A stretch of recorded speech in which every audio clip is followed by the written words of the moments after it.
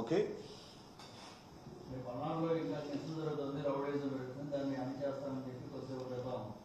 ఆయన అణిచేస్తాడు. ఇప్పుడు అణిచాడుగా మొన్న ఇక్కడ అదే ఊరు కాకినాడలో ఒక లెక్చర్ను కొట్టారు, అణిచేశాడా. రౌడీజం చేస్తుంది వాళ్ళు కదా మొత్తం అంతా కూడా. రౌడీజం ఎక్కడా లేదు. చంద్రబాబు నాయుడు గారు తెలుగుదేశం పార్టీకి సంబంధించిన వాళ్ళే ఎక్కువ రౌడీజం చేస్తున్నారు. అదేమంటే మళ్ళీ ఈ మధ్యన పోలీసులు కూడా రౌడీలుగా తయారు చేసి పోలీసుల చేత కూడా రౌడీజం చేసే కార్యక్రమం చేస్తున్నారు ఇవాళ. ఆ పోలీసు అధికారులందరూ కూడా కొద్దిగా జాగ్రత్తగా గుర్తుపెట్టుకోవాలని చెప్తున్నా. ఈ ప్రభుత్వం 3 నెలల ముచ్చట 6 నెలలు అయిపోయింది, ఇంకా 4.5 సంవత్సరాలు ఉంది. ఇప్పటికే డౌన్ఫాల్ అయిపోయింది. గుర్తుపెట్టుకోండి.